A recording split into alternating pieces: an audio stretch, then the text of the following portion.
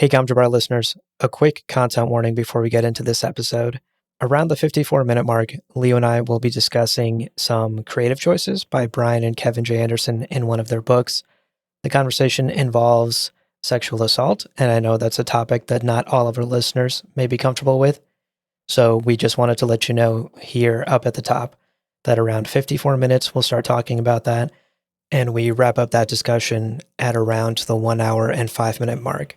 So you can skip that part of the episode if you'd like to. We hope you enjoy this one.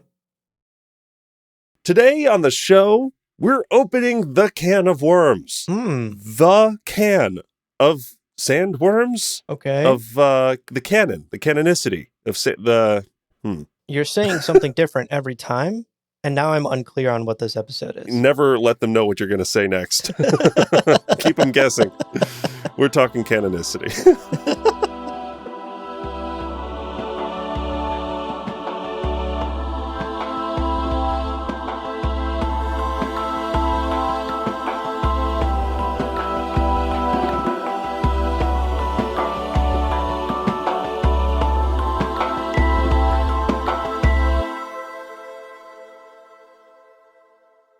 Welcome to Gomjabar, your guide to the iconic world of Dune.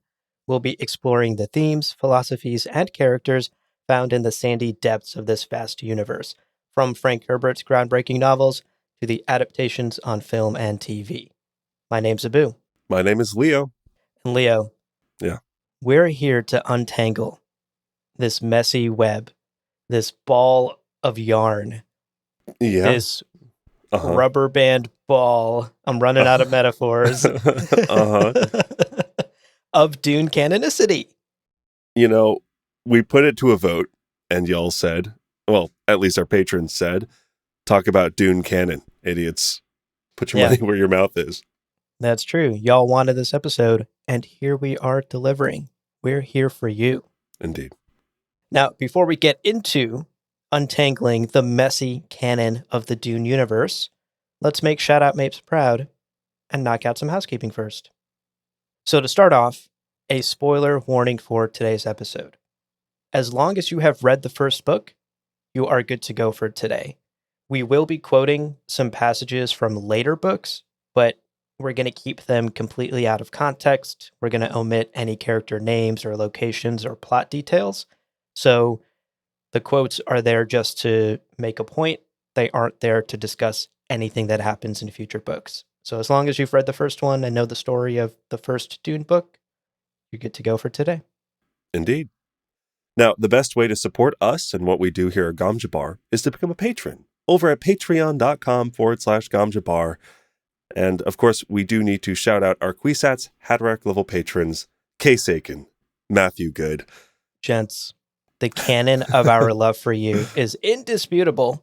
Yeah. No matter what anyone else may say about it or write about it or adapt it. Yeah. It's one of the few things that is solid in Gomjabar canonicity. You can also check out our merchandise store at gomjabarshop.com. So check it out. It's another good way to support what we do here at Gomjabar. That's right. And the final bit of housekeeping is a reminder that we'd love to get your messages. So email us at gomjabarpodcast@gmail.com. Send us cute pictures of your cats, which ice cream flavor you love most, what kind of pulp you love in your orange juice. The correct answer is none. And anything related to Dune, of course. How much pulp in your ice cream, though? That's the real question. Shit. Anyway, let's talk about today's game plan. Let's talk about today's episode. So, the game plan for today. We're going to talk first about a timeline of Dune publications. Then we'll touch on the tiers, right? Our tiers of kind of what we consider important and over what and, that sort of thing. Right.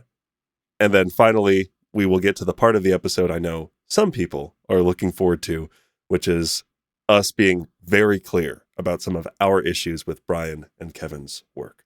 That's right.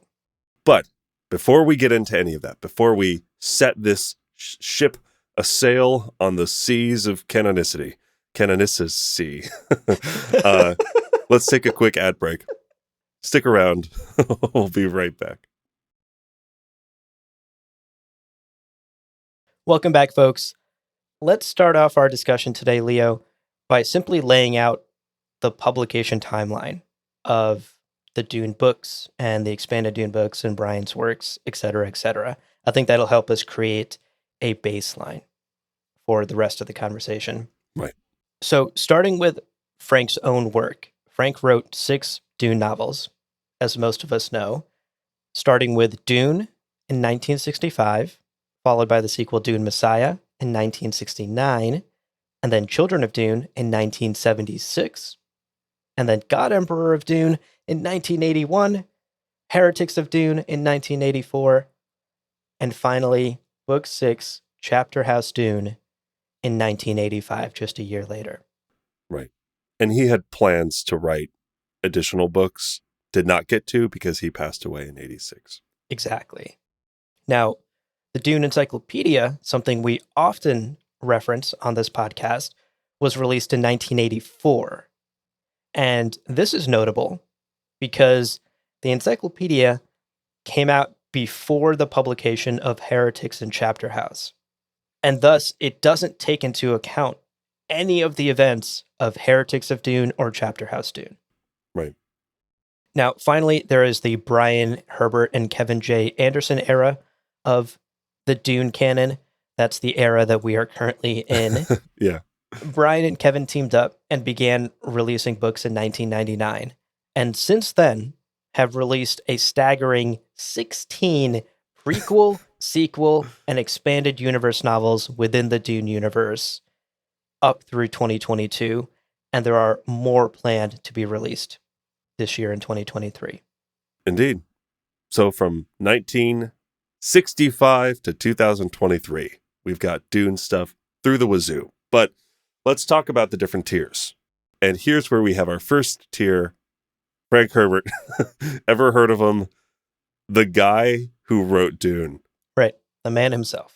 His words, in our opinion, and this should not be controversial, and it's not, are law. He fucking wrote the book. Right. You're going to argue with him?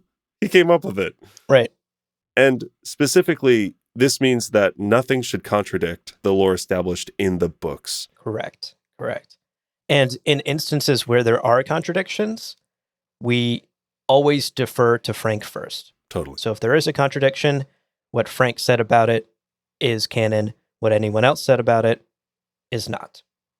Yeah. And to his credit, like over 100 episodes later and 3 years of this podcast, we really don't run into it that very often. Like, right. Because partially that's because we chose to work with the Dune Encyclopedia, which we'll talk about in a second. But I think he created this like very large universe within which there are quite a few gaps, but everything's pretty consistent. Like he did a good job of not having too many continuity errors within his own kind of stuff.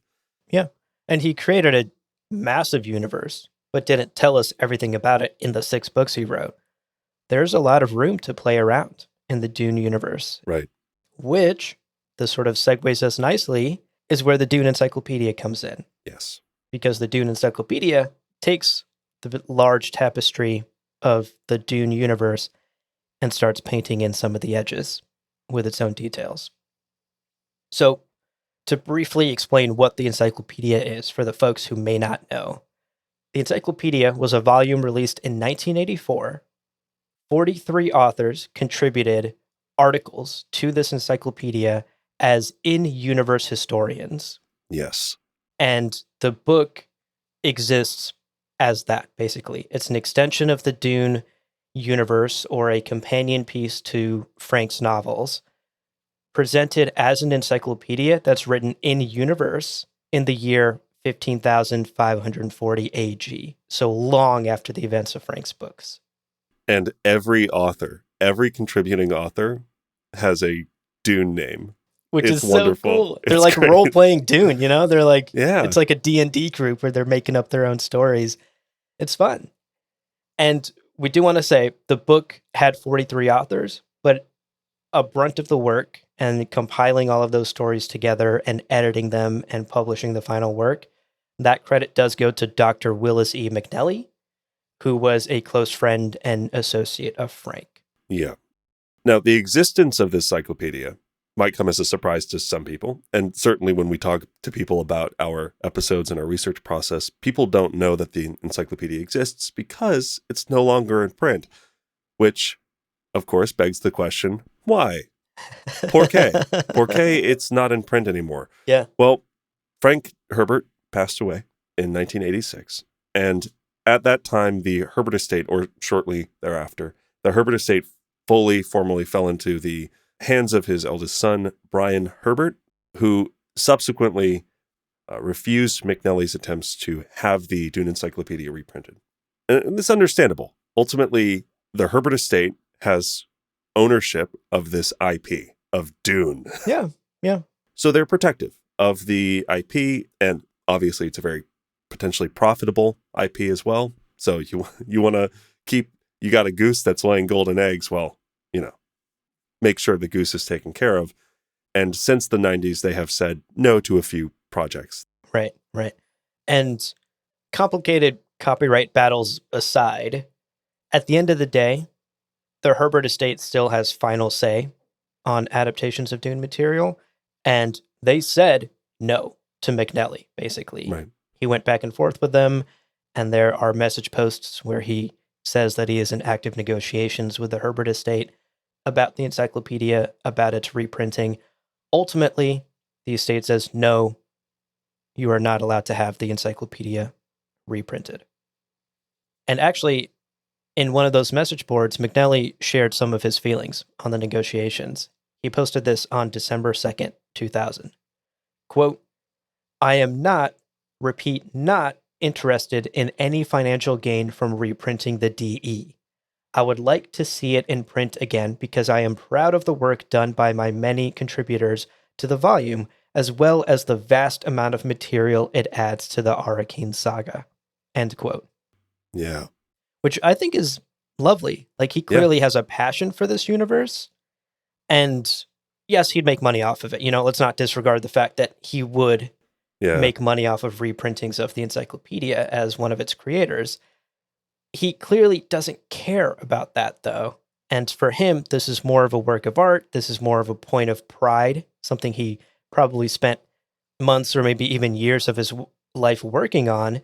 And here he's making it clear to the folks on this message board in 2000 that he's trying to talk to the estate because he wants it reprinted as a work of art within the Dune canon, within the Arrakeen saga, as he says. And I respect that. He also had some kind of like funny on that message board, funny quips about like, if I got royalties, that'd be pretty sweet. Right. But, right.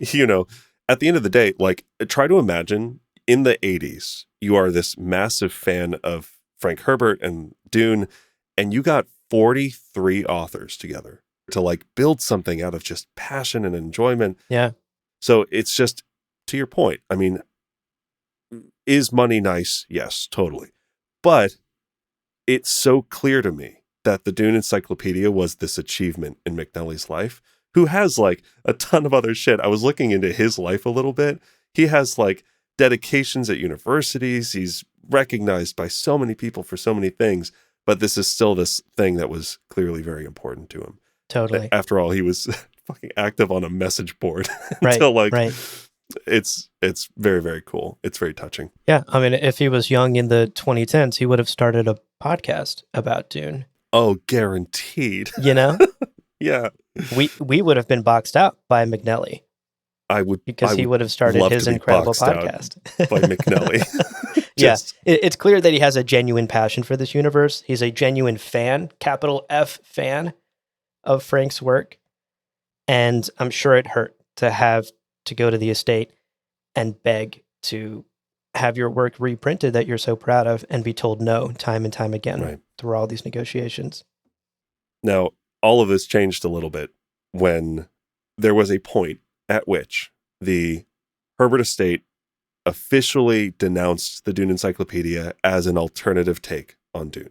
And this is now an archived page. This is no longer, I couldn't find this on the active current version of the like Herbert estate page, dunenovels.com. But there is an archived frequently asked questions page that was around for many years that has a letter addressing the canonicity of the Dune Encyclopedia Right. And here's the letter. Quote, "The Dune Encyclopedia reflects an alternate Dune universe which did not necessarily represent the canon created by Frank Herbert. Frank Herbert's son, Brian Herbert, writing with Kevin J. Anderson, is continuing to establish the canon of the Dune universe. This is being done with the full approval of the owner of the Dune copyright, the Herbert Limited Partnership. While Frank Herbert himself considered the Dune Encyclopedia interesting and entertaining, he did not refer to Dr. McNally's derivative work while writing any of his Dune novels. Likewise, in writing their Dune novels, beginning with Dune House Atreides, Brian Herbert and Kevin J. Anderson have exclusively used and will continue to use Frank Herbert's original notes as well as their own imaginations and not the Dune Encyclopedia. We hope that the millions of Dune fans will continue to enjoy all of the works written in Frank Herbert's marvelous universe." A letter written by Dr. Willis McNally, Brian Herbert, and Kevin J. Anderson. End quote. Wow. I just noticed that Brian Herbert and Kevin J. Anderson and writing this letter are like, this is being done with the full approval of the owner of the copyright. And I'm like, Me. Yeah. He's like, we are doing this and we like that we're doing this. It's like, thanks for pointing that out. Yeah. I mean, we joke, but like there's a lot to pick apart in this letter. Yeah. Clearly a lot of things we're not fans of, right? The claims that Yes. the encyclopedia never represented Frank's canon, even though later on we'll talk about how he gave it his blessing. The claim that they're working on the notes, we'll talk about the notes later in the episode. Yeah. And then, it just reads as a little disrespectful to the amount of work and to the incredible authors that contributed to the encyclopedia. Right. So for this letter to sort of brush all of that aside, to claim it's nothing but like a little side project made by fans, it doesn't represent anything Frank would have wanted in his universe. We instead are creating what Frank would have wanted.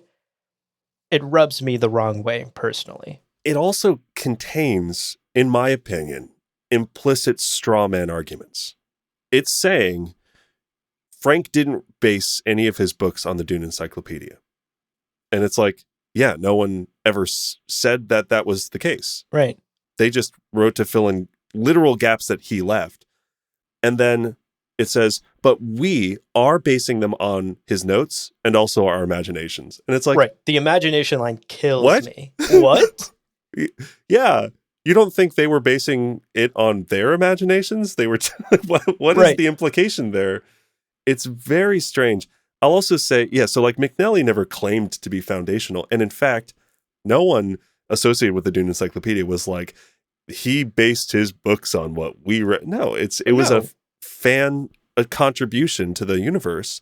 And the other thing here is like, this letter I don't even think it needed to happen, right? Like alternate continuities, the idea of like, this is the McNally verse, this is the Brian Herbert verse, like that could be the thing that we have today, but it's not, because Brian and Kevin and the Herbert estate were like, here's our letter addressing this.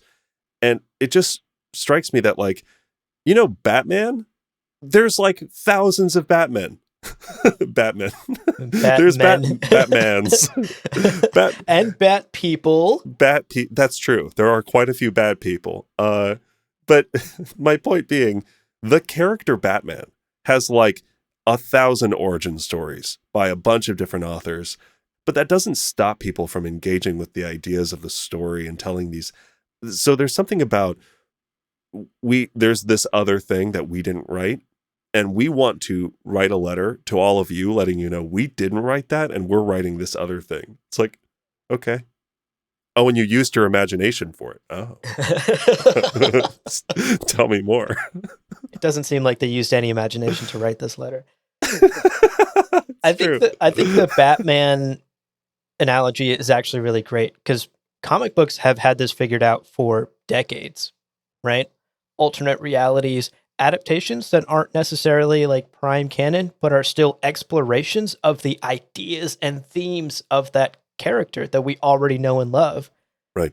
Those adaptations are some of the most iconic and best comic works out there when you think Yes. Marvel, when you think DC. And nobody's out here like denouncing them, right? Nobody's out here Yeah. like, oh, no. Actually, Stan Lee would not have wanted this. Yeah. And only anything that I draw is what Stan Lee would have wanted, you know? Yeah. Like, and you can say, yes, like there is primary canon. It is what the Herbert estate releases. Sure. You can clarify that without also having to take shots at a beloved piece of work like the encyclopedia. Yeah. All of this having been said, ultimately, these conversations, these negotiations basically comes to a close when McNally sadly passes away in 2003 at the age of 82. Right. Now, to quickly touch on why we on this podcast love the encyclopedia, outside of the things we've already gushed about, we consider the Dune encyclopedia to be tier 2 canon. So tier 1 is Frank, and then for us, the encyclopedia is tier 2. And for some of our listeners out there, this raises the question, Abu, Leo, why? This thing is not in print, and the estate itself has rejected it. Why do you consider it canon? Allegedly, they wrote it without their imaginations. No are you imagination! zero imaginations were used in the writing of the Dune Encyclopedia. I read the letter. Yeah. I got read between the lines. I got what you were saying. Yeah. Well, when we started Gom Jabbar and we looked at these different sources, the reason we decided to play with the encyclopedia as tier 2 comes down to partially its foreword, which is pretty hard to ignore in all of this. Right. So with that in mind, here's 2 quotes from the foreword. Quote, "In fact, many secrets hidden in the Dune Chronicles are answered here." End quote. And then a little bit later, quote, "As the first Dune fan, I give this encyclopedia my delighted approval. Although I hold my own counsel on some of the issues still to be explored as the chronicles unfold." End quote. Huge. I think that's Does so the word profound. approval stand out to anyone else? Delighted, even of the delighted variety, not Right. begrudging approval. Right. I give this my reluctant, sad approval. No, delighted approval. He's fucking into it. Right. He was like, "This is great." Many of the Wow. secrets are answered here. Yeah. What? What? How clearer does and this is Frank's own words. He wrote this forward in 1983 for the publication of this encyclopedia. How clearer does Frank need to be? Right. That he approves of what is written in this encyclopedia, that it answers much of what he left a mystery in his stories intentionally. Right. I again, I'm left a little speechless that anyone would argue against this, but alas, here we are. Yes. And I'll also point out, like, the 43 authors and McNally wrote the Dune Encyclopedia as an in-universe document, which accounts for any mistakes and any changes that Frank was then going to make. They intended it to be a, like, fun, plays within the rules of the Dune universe book. If there is a thing, like a factual thing that disagrees with something that Frank wrote, or even within itself, because it will contradict itself sometimes, it's like, yeah, because historians fucking disagree sometimes, and there's like bad information out there. And that doesn't make it useless. It, in fact, in many ways, makes it more alive and more engaging with some of those things that Frank would have written. Because now, if there is a factual disagreement between the Dune Encyclopedia and Frank's universe, we go, why did historians get that wrong when they wrote the Dune Encyclopedia? And that's a whole new side to it. That's so cool. Yes. It's fucking fun. It's just a fun, great book. Actually, I saw, I didn't see a list of which ones, but apparently some of the authors in the Dune Encyclopedia even wrote intentionally misinformed articles. Amazing. Because of rumors that existed in universe. They were like, this is what historians would have written in the year 1500, AG. Like, it's a marvelous piece of work. It really clearly is. by fans, by capital F fans, as you said earlier. Yeah. Yeah. It really is. And again, to just blatantly disregard it just feels so unnecessary. We've said our piece about Brian and Kevin, but it just feels so unnecessary to take this piece of work that you can literally be like, a lot of this is incorrect because it's built into its own premise that a lot of this can be incorrect because history is often inaccurate. Right. And to just be like, no, actually, don't ever read this again and don't ever print it again. Feels like such an unnecessarily aggressive move. Yeah. And let's say after all of our gushing, you're like, sold. I'd like to get the Dune Encyclopedia. It's out of print, but like maybe I can get a copy. Where could you get a copy? And here's another like problem, basically. Legally, you can buy a used copy. They cost hundreds of dollars, sometimes more. Right. You can borrow it from a friend. You can check it out from the library. And that's kind of it. That's kind of it. Legally. And then there's like, I don't know how this is possible, but if you go on Amazon, there are reprints. Like people have like fan made the books. Yeah. And I don't know. Questionable how that's happening. And also, I'm hesitant to give our endorsement to those. I don't think you've bought them. I certainly haven't bought any of the fan reprints you can find on like Amazon and eBay and whatever. So take that as you will. Like those sort of fake reprints exist. Either they're like scanned pages that are reprinted and bound together into a volume. Right. Or they're PDFs that are, something exists out there and you could get your hands on it. But probably the safest way to consume the encyclopedia is to do some searching online and find a PDF version of it. Yeah. But that's tier 2. That's the Dune Encyclopedia and its complicated history and our very complicated feelings about it. At the end of the day, we love it. We use it on this podcast, and we respect the work that's been done by all 43 authors by McNally in their contributions to the Dune universe. And it makes for a lot of fun to talk about. It's true. This, of course, takes us to the next era of Dune, which is the Brian Herbert and Kevin J. Anderson era, starting in 1999 and carrying on through today. Before we get into that, let's take a short break. But you're going to want to stick around because after the break, we're talking about Brian, we're talking about Kevin J. Anderson, and we're talking about some of the issues we have with it. I think I see thunderclouds in the distance. Fast approaching. They're approaching in a minute. So we'll see you in a minute, folks. Welcome back, everybody. We hope you're ready to fire up your imaginations because we are talking about Brian and Kevin J. Anderson and their era. Yes. So to begin talking about Brian and Kevin, we should say that neither of us have read cover to cover many of the books. Like most of the 16 books, we have not read. Right. We've read some. I've read, I think, 2 or 3. Mm-hmm. Mm-hmm. And I hated him. I hated them so much.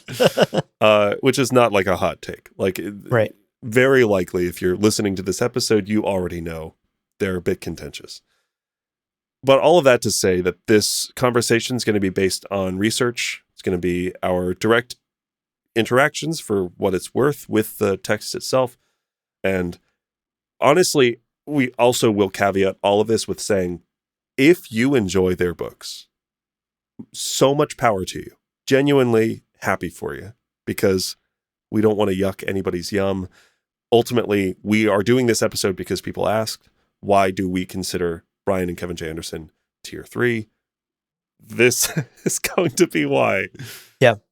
But we can only present 2 opinions on it. Right. And we can't speak for the millions of Dune fans out there. If you're one of the Dune fans that actually enjoy Brian and Kevin's work, that's great. Yeah. We're happy for you. And we don't want our opinions to take away from your enjoyment. So we just want to caveat all of that here at the start. Totally. But to get into it, let's talk about it. Like we said, in 1999, Brian teamed up with fellow sci-fi author Kevin J. Anderson, and the two of them began by releasing a short story called A Whisper of Caladan Seas as sort of a test run. Right. And then they jumped into their first true novel later that year, Dune, House Atreides. And this would kick off 6 prequel books that they would write together, exploring the 10,000 years leading up to Dune. Right. And then after that, they'd go on to write 2 sequel books, Hunters of Dune and Sandworms of Dune, which ostensibly complete Frank's original story. Brian and Kevin took it upon themselves to effectively write what can be considered Dune books 7 and 8 that presumably close out the story as Frank would have wanted. Right. As Brian mentioned in that letter about the Dune Encyclopedia's canonicity that we read earlier, he and Kevin begin all of their story concepts with boxes of handwritten notes that they discovered belonging to Frank.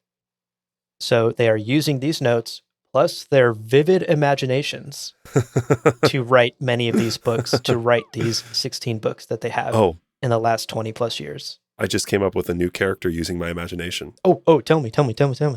Duncan, Idaho. No, Leo, that one's already... Shit. No, wait. I have another one. Okay. Duncan, Idaho. No, God damn it, Leo. Just read the next bullet point in our script, Leo. Stop using your imagination. I was trying to use my imagination. It's not working. It's okay. I'll write 15 more novels and see if I can come up with something. So, okay. Wait. All of that's fine. That we've said so far. Great. Yeah. Let's talk about these notes. Yes. Because this is huge. And in so many places, if you look online, you'll see Brian's Twitter and stuff. They talk about these notes that they are using as the bedrock for the novels that they're building. Right. And it is true that they have these boxes of notes, sure. And then also Frank had that we were seeing in our research. He had a computer disk, like a floppy disk, basically, with notes outlining Dune 7, the 7th book, that had been in a safety deposit box prior to his passing in 86. Right. Cool. They exist. Brian and Kevin have them. There are like conspiracy theories online that the notes don't exist or that they're not writing them. But ultimately, at the end of the day, it is factual that Brian and Kevin have Frank's notes. And yet, when you read any of their books, there are some reasons to question whether or not they're actually using the notes. Mm-hmm. Like Frank Herbert's notes for book 7 probably didn't include characters that Brian and Kevin created from scratch. Decades later. Like as big pieces of the plot, like right. as like big plot twist reveals. I'm like, it's hard to imagine that Frank Herbert wrote the outline for a story he was going to likely release soon-ish that would require multiple prequel novels to understand, like major plot reveals. So there's a very legitimate concern that the notes don't necessarily have much to do with the books that we're getting. And that concern would be addressed if we saw the notes, if we just like saw the notes top to bottom and we saw, oh yeah, this is what Frank had in mind. And this is that, okay, I can see how that relates to this. And okay, cool. And actually probably some of the more questionable plot choices very well could be Frank's ideas, right? Like very easily. And all of us would have to be like, oh, look, my foot's in my mouth. Fair enough. I was wrong. That's Frank's idea. And thus it's primary canon. Cool. But so far, Brian and Kevin have said, we have these notes. And people are like, cool, show us the notes. And comically, Brian was like, look, a picture of the notes, a photo of the notes. And it's a disc, a computer disc with Dune 7 written on it in Frank's handwriting. So it's like, this is Frank's disc, probably. And they're like, look, we have the notes. Case closed, as far as I'm concerned, Leo. Yeah, case closed, motherfucker. You want to question me? Look, here it is. Right. Now, follow up. What's inside of it? Well, right. You wanna maybe no. Fuck out of here. Right. No. Don't open the envelope. No. It's there. It's the envelope is there. So believe us on what's inside of it. It's like me with my bills. They show up. I don't open them because it's going to be unpleasant, but they're there. Right. I don't even pay them. I don't know. You know, I'm in serious financial trouble. Trouble. No. Help. Help me to become a patron. Help support us what we do here at Gom Jabbar. No, jokes aside, it is the case that we basically just have this photo of a computer disk, and the actual contents of the computer disk have not been published anywhere or made available anywhere. So personally, I'm like, if showing what the notes contained would make a lot of people not angry at you anymore, then you would show them. Yeah. And if you're not showing them, it's because you may not There's have gotta used be a reason. them. Right. There's got to be a reason. Yeah. Although I'll play a bit of devil. I agree with everything you've said. Sure. But let me play a bit of devil's advocate here. Okay. From an artistic point of view, if I was writing a book adapting this iconic thing with millions of fans and I had like bullet points to work off of, releasing those could backfire in a spectacular way that Brian wouldn't want, because people would look at the notes and be like, yeah, no, that's not what Frank meant. You fucking interpreted this completely wrong. Right. That I think that would be almost an impossible hurdle for any author to get over. Yeah. An impossible hurdle for Brian to get over, right? Anything he would write could be wrong based on how you interpret Frank's notes. So for him, I do understand that there's a bit of a calculated risk here. Is like, how much is it worth to release these notes to shut up some people? And how much more noise will it create if I do release them and people are more pissed that I got the notes wrong or that's not what Frank meant or blah, blah, blah, blah, blah, you know? Yeah. Also, there would be inevitably people who are saying those are not the actual notes. Like that, and then, of those course, aren't the actually conspiracy those fake theories. and Right. But I do think to keep this ping pong going, I think realistically, right now, the Dune community is very divided on like yes or no to Brian and Kevin's works. Yeah. And I think that what releasing the notes and showing us the notes would do is that it would say, let's say 100% of people who right now are very eager to like shit on Brian's work and say, these are so wrong to everything Frank wrote. Mm-hmm. They release the notes. If even just 10, 15% of that group of people were like, oh shit. Okay. Yeah. Frank had like a whole plot line about reintroducing these like cyborg. Yeah. Oh, interesting. I think that would be progress because you're always going to have detractors. Like that is inevitable, especially in this age of the internet. You can be like, hey, I think killing people's wrong. And you'll have people on Twitter like, actually, excuse me, but sometimes it's necessary. So like, it's always ancestors. Use your imagination, you piece of shit. Send. You know? Is that us? Oh no. That's us. So I think there will always be detractors. And I have to question, like, if you're even going to be like, look, right. I'm defended by this thing existing. If you're even going to post that picture, just put it all, because it looks fucking weird to be like more shady. Yeah. The contents of this grainy photographed computer disk. I'm like, do you not know how computer disks work? Like, I don't know what this is. It's very strange. And the fact that they've kind of taken this first step toward, we have the notes, but we're not going to show you what they are. It invites more conspiracy theories, I think. Or at least gives fuel to conspiracy theories, because it looks like you're hiding something. Like it looks so fucking sketchy. Also, like, there are plenty of us that are reasonable. Like, I am willing to have that conversation and hear, you know, why make these choices and these changes? Why pad it that way? Why interpret it that way? I would love to find out, but just not doing it and then being defensive when people ask is not the play. Right. Is not the move. And like you said earlier, anyway. it just invites the conspiracy theories. It invites the internet hive mind to start making things up. I'm starting to think they didn't use their imaginations. Wait a second. Or all imaginations. Yeah. Anyway, yeah. The new conspiracy theory, they don't have imaginations. Oh, that's a good. We should start that conspiracy We should start theory. that. I think we just did. I think that's how podcasts work. So anyway, let's summarize all of this to say why we consider this tier 3. Why is this below the Dune Encyclopedia? Why is this so low on the list, considering it's like the current active Herbert estate? Right. And, well, first of all, it is worth acknowledging it is hard because Frank Herbert was a very good writer.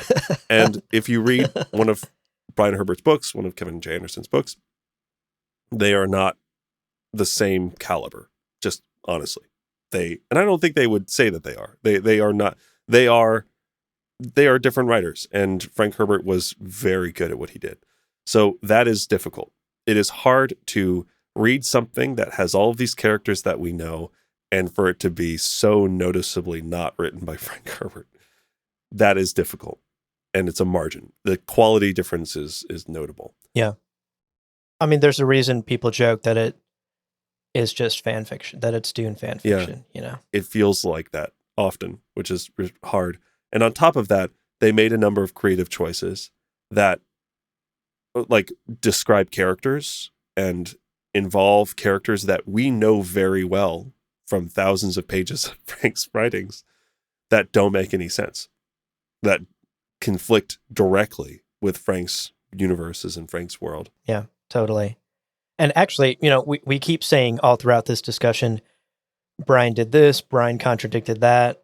We have some concrete examples for you, dear listener. Yeah. Here in the final section of our discussion today, we want to actually dig into and point out some of the notable lore inconsistencies that Brian and Kevin have introduced into Dune canon. Yeah. Which create so many convoluted plot holes, universe holes, that it's hard to justify some of them. So we picked out, obviously there are way too many inconsistencies, both big and small, to list out here. We'd be here all day. So instead we've chosen 3 big ones that we feel strongly about, that we want to call out, some of the lore inconsistencies that Brian and Kevin have introduced. Starting with the Butlerian Jihad. Yeah. So one of the most vexing things that Brian and Kevin introduced was exploring humanity's relationship with technology, which is a big theme in Frank's universe. The Jihad is a pivotal historical moment in the Dune universe. Yeah. And we're going to talk about this, but to be clear, there are various interpretations of what Frank would have wanted versus what Brian and Kevin did. All of this is up for interpretation because Frank himself didn't write ink to paper, the Butlerian Jihad is when XYZ happened. Right. It's a lot of historical references to things that happened thousands of years ago within Dune canon. Yeah. And so, as we've stated with the Dune Encyclopedia, history can be incorrect and is up to interpretation. Also, just if you and I are talking about a thing that happened 1,000 years ago, we're not going to, in our conversation in the present tense, go through all of the facts as we remember them. And that's how we kind of had to interpret what the Butlerian Jihad is, because we're kind of extrapolating from what characters are saying. Through character conversations, through character thoughts. Through the podcasts that we listen to in the Dune universe. Yeah. And to that end, right, so we don't have the facts. We don't have the, as you said, this is what it was. But we do get a few characters referring to the Butlerian Jihad in terms that set a certain tone. And to be clear, we believe that the Butlerian Jihad, as described by Frank Herbert in his 6 books, was a religiously motivated return to form for humanity, a sort of revolution against man's complacency and reliance on technology. Right. and that this was religiously motivated, but that it was almost an ideological war rather than exactly only a literal war. Now, there are a few quotes that we could pull that kind of refer back to this, but this is one from God Emperor of Dune. Quote, "The target of the jihad was a machine attitude as much as the machines. Humans had set those machines to usurp our sense of beauty, our necessary selfdom out of which we make living judgments. Naturally, the machines were destroyed." End quote. And this is very in line, this idea of machine attitude usurping our sense of beauty, our necessary selfdom and living judgments, right? These like, we have this theme in Frank's universe, and this is all through the books, of stagnation is death.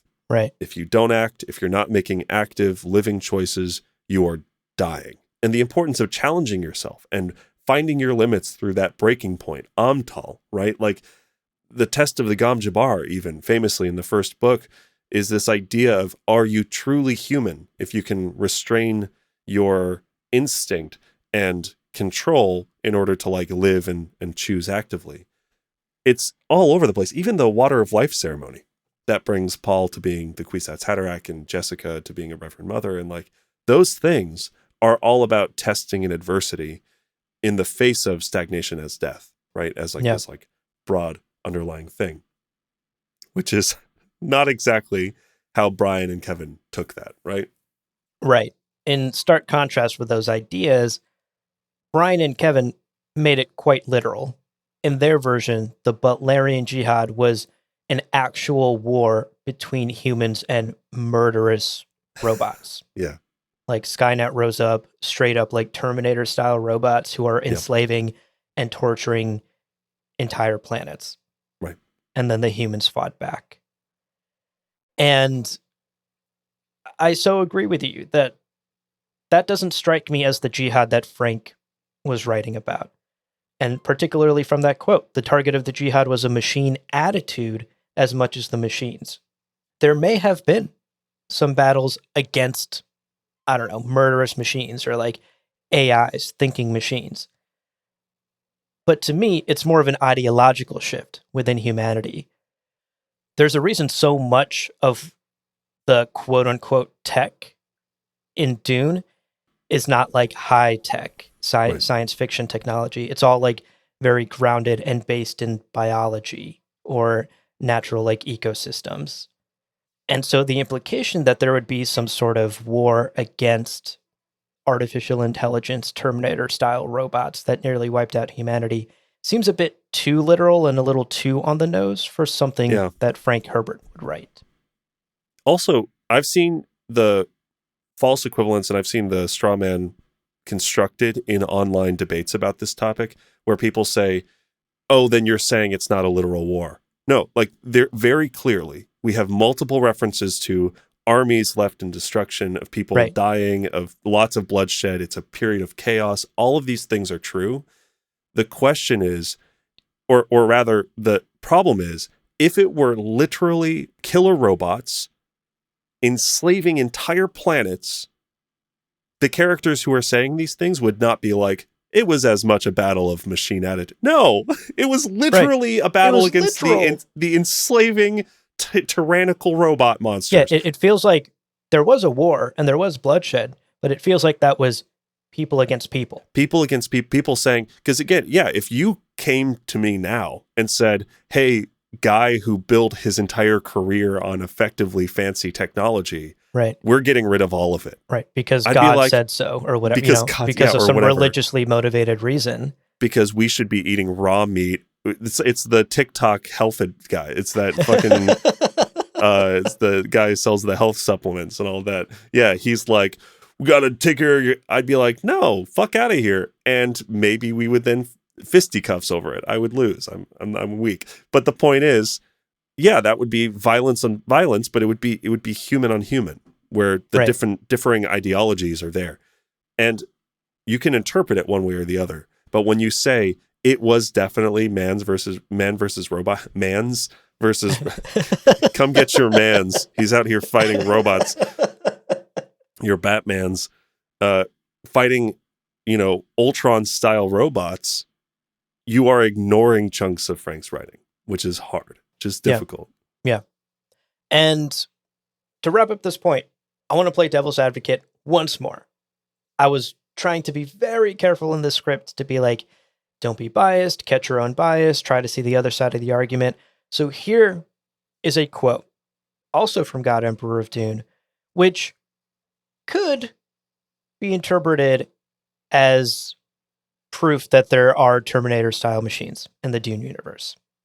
A certain character has a vision at one point in the book, and here's the quote.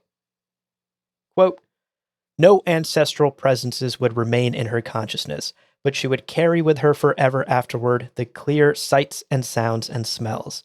The seeking machines would be there, the smell of blood and entrails, the cowering humans in their burrows, aware only that they could not escape, while all the time the mechanical movement approached nearer and nearer and nearer, louder and louder." End quote. Yeah, a great quote. Love that part of the book. And that is up to interpretation. You could read that vision as a prediction of the future. You could read it as a flashback to something that happened in the past. It all depends on how you interpret that particular scene in God Emperor of Dune. But no matter how you interpret it, the words seeking machines and mechanical movements approached are there in Frank's writing. Yeah. And so, again, depends on how you want to read into that. But there could be an argument to be made that Terminator-style machines did hunt down humans or will hunt down humans at some point in the Dune history. Yeah, I'll be the voice of probably some of our listeners in saying I think that section is pretty clearly a vision of some possible future. And I agree that in the Dune universe, at some point in the timeline, there could be, depending on how things play out, seeking machines that hunt humans who cower in burrows and things like that.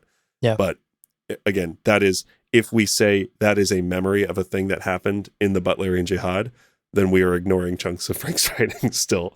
So it's hard. There is interpretation here. Again, you could look at these same facts and come to a slightly different conclusion.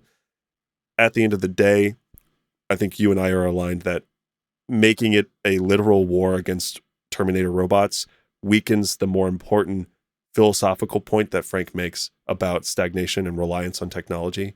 Becoming a slave to your smartphone does not mean your smartphone is torturing you in a slave pit on the planet it conquered. And the big themes of religious fanaticism. Yeah. This like religious fervor that swept across the galaxy against machines. That divided people, that divided humanity, right, because again, this is a universe of human stories. Making it us versus the machines is much less compelling than humans who believe machines are the answer and humans who don't, which is very in line with everything Frank writes. So it really feels obvious, but ultimately all of this is our subjective take on it. You could disagree, but that's our point. Yeah, totally. So that's one big thing that we have an issue with in the Brian works. Let's talk about the second thing. Yeah. This one is broad, so we're just going to give some examples. But the second general issue we have with Brian and Kevin's books is that a bunch of characters are meddled with in ways that make no sense or in ways that are just simply frustrating and don't align with the characters as they were written in Frank's 6 books. So there's 2 examples we want to give. One is the Baron Harkonnen and the other is Gurney Halleck. But there's a laundry list of many characters who have various things changed, sometimes for no reason, sometimes like a small detail like the mother's name is changed. Yeah. For literally no reason. It doesn't matter, but it's just changed. Those are inconsequential, whatever, those can slide. There are other issues with character backstories and character arcs and character events and character relationships and friendships that fundamentally would change how they act in the primary books by Frank. Right. And don't align with how they act in the books. So let's get to specifics. Baron Harkonnen, Baron Vladimir Harkonnen. In Brian's books, he sexually assaults Gaius Helen Moheim when she approaches him, this is in House Atreides, she approaches him to get his genetic material to eventually have Jessica, because Brian and Kevin posited that Gaius Helen Mohiam is the mother of Jessica. And in retaliation to him forcing himself on her, she gives him a degenerative disease that makes him gain weight and become hideous, basically. Because in Brian's book, prior to that event, he's this like hot gym bro. He's like a hot, stacked man who's just like, you know, would put Dwayne "The Rock" Johnson to shame with his physique. Yeah. And she goes, well, here's your punishment. You're not going to have a gym body anymore. And also you're going to be hideous. Right. This has some issues. And broadly, there's a theme in literature of fat people are evil. And it's not a problem that like Dune dodges, but making someone who doesn't have a gym physique a punishment, right, casts being a different type of body as a bad thing explicitly. Yes. Which is one thing. That's just casting it as this is a punishment to be a larger bodied person. The second thing is this introduces this idea that Gaius Helen Mohiam was sexually assaulted by Baron Harkonnen when, to be clear, could not have happened, at least the way it was described in the book. And I want to be very clear here. In order to make this happen, she enters his chambers. Peter de Vries University is hiding behind the door and jumps out with a neural stunner and a neural scrambler gun, which we don't see in any of Dune. So again, introducing tech that then never comes up again. It's a little bit difficult. And she describes, Gaius Helen Mohiam describes Peter de Vries University moving, quote, as swiftly as any Bene Gesserit could. LOL. No. Simply no. Simply no. Benny Tlayak's Twisted Mentat Bendu, could not match Prana Bendu weirding combat. Are you kidding me? Get the fuck out of here. She's a full Reverend Mother. Would not work. It's simply, not. Yeah. So no. Very easy thing to fact check.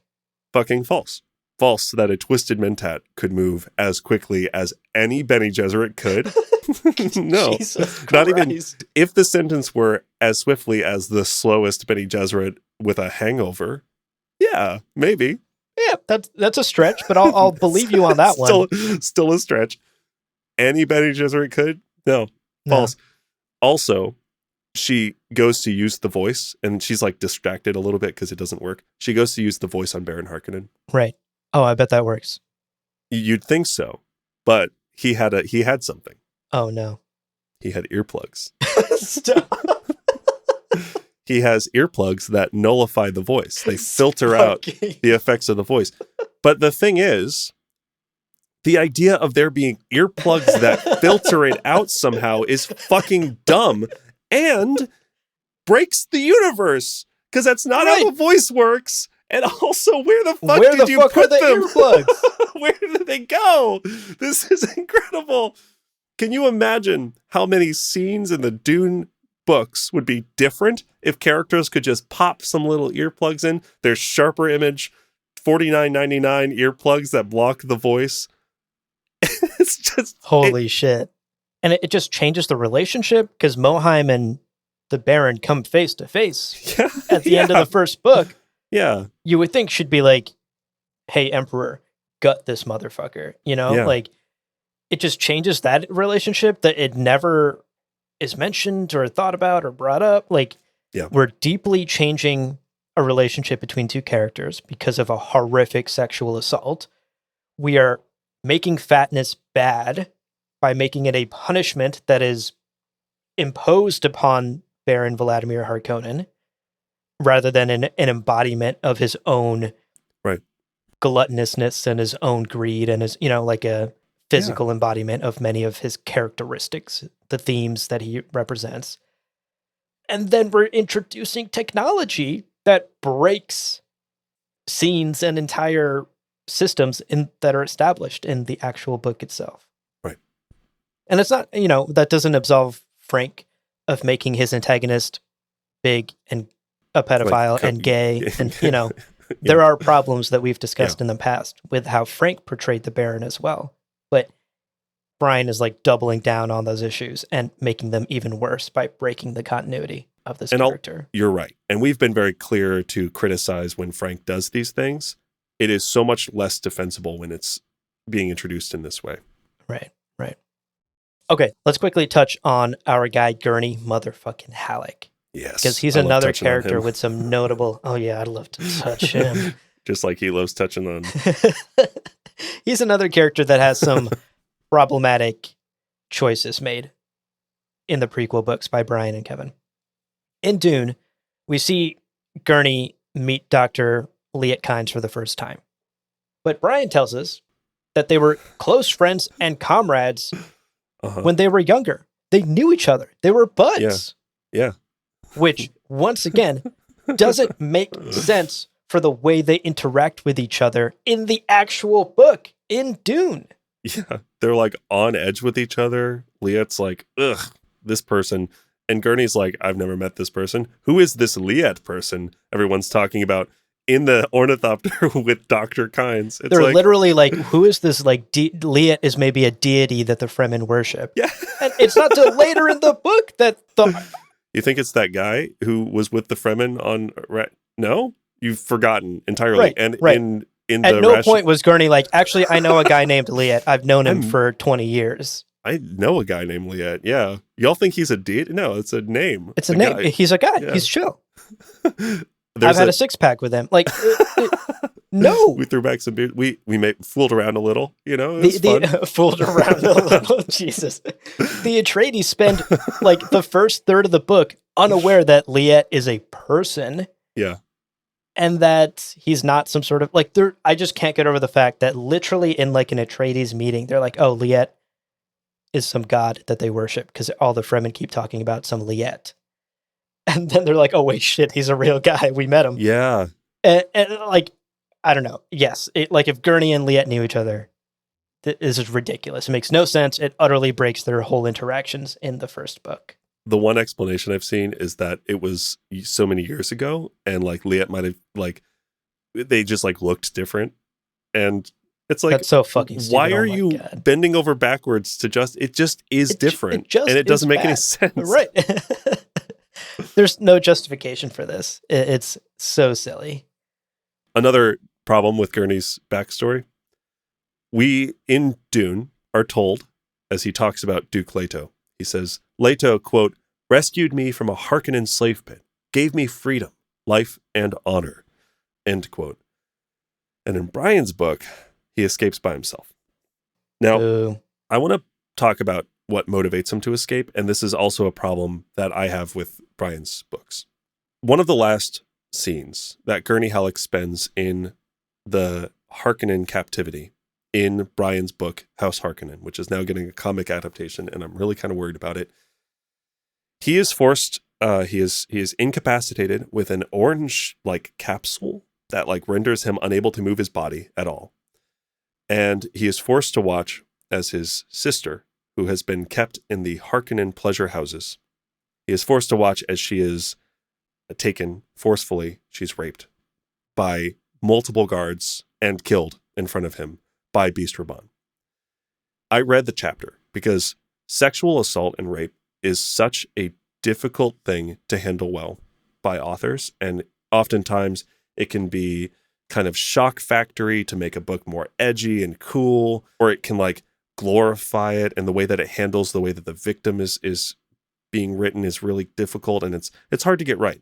So I looked it up, and it is so much worse than I was hoping. Like, I was hoping that Brian and Kevin had the decency to like write that scene well, and they did not. And the problem is this is one of many instances in which a female character who has no motivations, no desires, no goals, no aspirations, is literally murdered, mutilated, or raped for the purpose of progressing a male character. Yeah. This chapter was so badly written. It's just misogynistic. It's awful. We have this woman's life being thrown away just for the sake of motivating Gurney Halleck. Even beyond that, just logically looking at it and being like, oh, Gurney was taken from the slave pits because he was rescued by Duke Leto. Let's change that. Logically, it doesn't make sense. There's already an explanation for how Gurney escaped. Yeah. Written by Frank Herbert. You don't need to change that and come up with a different, worse explanation. Right. Like worse on a literary level, worse on a character level, worse on every level imaginable. Just because you want, just because you want to. I simply cannot even wrap my mind around the justification for doing this. It's not like Gurney's escape from the slave pits was a mystery to be solved. Right. All right, let's talk about the last thing. So this is the last major lore discrepancy that bothers us that we want to touch on to wrap up our discussion today. Indeed. And that is the very existence of the first book itself. Yep. And this is wild. So let us explain. Yes. It starts with a small detail. Brian changed Paul's birthplace. Right. Again, seems like one of those changes that was unnecessary, but you did it, whatever. Yeah, whatever. Yeah. As a reminder, Frank himself clarified that Paul was born on Caledon. So to be clear, there was no reason to change this once again. Right. It was already inked by Frank Herbert himself. The lore existed. Why the fuck are you changing it? But you changed it. Duke Leto also remarks early in the book that Paul has never been off planet before, as they're preparing to depart for Arrakis. We are told that Paul has never left Caledon. Caledon is his home. That's why he's so heartbroken to leave it. This is your first time leaving the planet, son. And Paul's like, "Yep, father, indeed." Indeed. And Brian's like, nope, motherfucker. He has left the planet many times before my prequel books. So many planets. Rather than detailing any of Paul's life on Caledon, Brian writes a ton about Paul traveling to places like Ekaz, to Grumman, to Chiswick, to a planet called Balut, and suggests that Paul was actually born on Kyton, probably, right, and not Caledon at all. So not only are we changing up the birthplace, we are once again digging our heels in, doubling down, and making sure that Paul has traveled to many off-world planets in direct contradiction with what Frank himself wrote in the very early pages of the book. But we're beating the dead horse here. He changed it. We don't fucking know why. He wanted to. Naturally, folks like us called out Brian and Kevin. Hey, why did you make these seemingly small, innocuous changes for no reason? And their response was to double down hard. Their response was to start pedaling backwards and bending over backwards so much. Like, if this was a game of Twister, fucking champions over here. In order to justify the fact that they changed Paul's birthplace and that they made him travel off planet many, many, many times. In fact, it's taking the Twister analogy.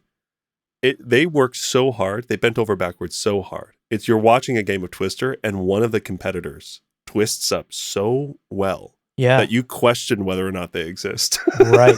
You're like, am I hallucinating this? Is this a fever dream? What is this? That's the game of Twister they invited us to play.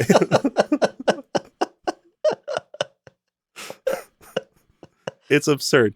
So, okay. The book Paul of Dune comes out in 2008. Mm-hmm. And Brian and Kevin described to us this scene where Princess Irulan, goes to Paul angrily and goes, "Paul, what the fuck, dude? You didn't tell me about Chusik and Balut and Ekaz, and you went to all these planets when you were a kid. I've been writing this book, The Life of Muad'Dib, and you left all that shit out when I asked you questions about your childhood." And here's the excerpt from Paul of Dune. Quote, "Exactly how much is missing from this story?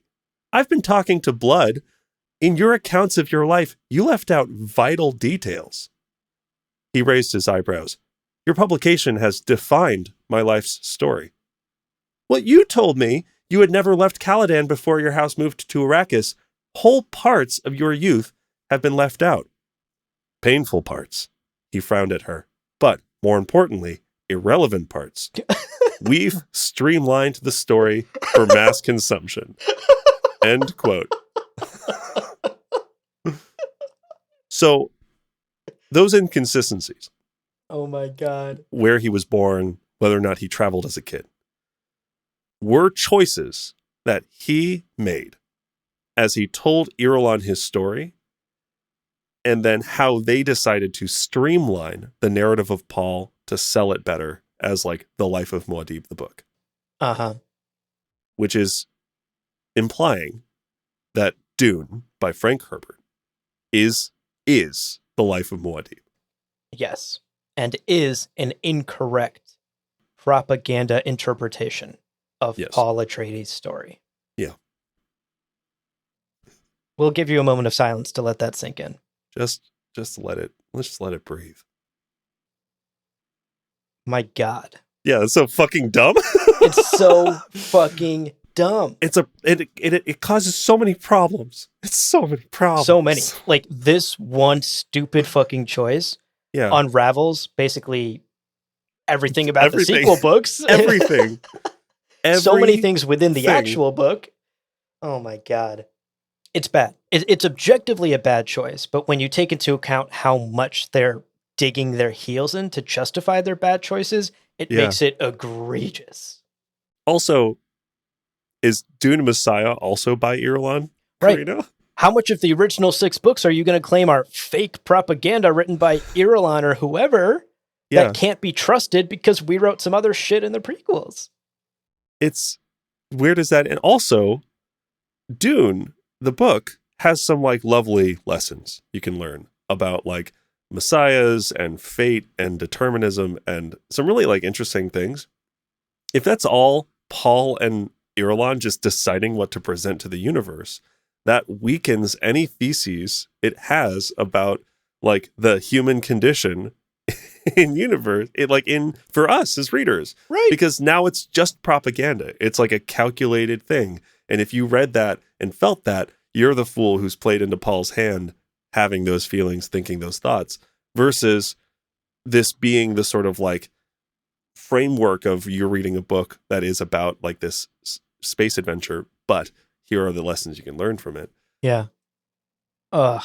It's so weird. This is appalling. And this, to me, is sort of the nail in the coffin. Sure, you can say we're nitpicking about the Butlerian Jihad interpretation. Fine. I'll back off on that. Sure, you can say, yeah, character backgrounds were changed, but they still ended up the same characters. It's fine. It's not a big deal. So don't be so nitpicky. Fine. I'll back off on that. This, I will not back off on. This is some mad disrespect to Frank's original stories. Yeah. To have the gall to claim that they were false and propaganda and can't be believed because of some backwards ass shit that I wrote. Also, this I will not back off on. This to me is the nail in the coffin of why Brian Herbert and Kevin J. Anderson's prequels harm the Dune canon and actively harm the original stories and actively go against what Frank wrote. So, at the end of the day, we're just talking about two guys who used their imaginations, right? Imaginations. The power of imagination is maybe the lesson. Wow. Yeah. So there it is. That is the very convoluted and messy canon of Dune and our takes and our opinions on it. To reiterate, we're not trying to take away from anyone's enjoyment. I only raised my voice like 3 times. It's better than I was expecting. Yeah. In classic Gamjabar fashion, we gave the folks more than they asked for. I think they just wanted like a TLDR 5-minute explanation. Yeah. And here we are. They're like, can you do a mailbag? We're like, hour and a half conversation. And like a third of the script. Can you just give me directions to the library? So basically, the library was established 200 years ago. We didn't have any books in the city. So we excluding the alternate reality canon of libraries from, of course. But when they were founded. Also, every library doesn't exist. And at the end of the day, if you think you're in a library, you've just bought into the propaganda. Right. Yeah. And actually, let me fill you in about the Library of Alexandria. A lot of misconceptions that we need to clear up. Was a woman who was killed to motivate books. Yes. Yeah, exactly. Yeah. But then she was rewritten. It's true. It's true. Oh, you wanted directions. It's right around. It's 2 blocks that way. Oh, I came up with a new character. His name's Baron Harkonnen. Well, friends, there is no real ending. It's just the place where you stop the recording. But this podcast is always one step beyond logic, so help spread the word of Muad'Dib and leave us a review on Apple Podcasts and Spotify. And be sure to check out the other shows on the Lore Party Podcast Network on loreparty.com. You can also follow us on Twitter and Instagram at lore_party. Thank you so much for listening, and remember, whoever controls the podcast controls the universe. We'll see you on the golden path.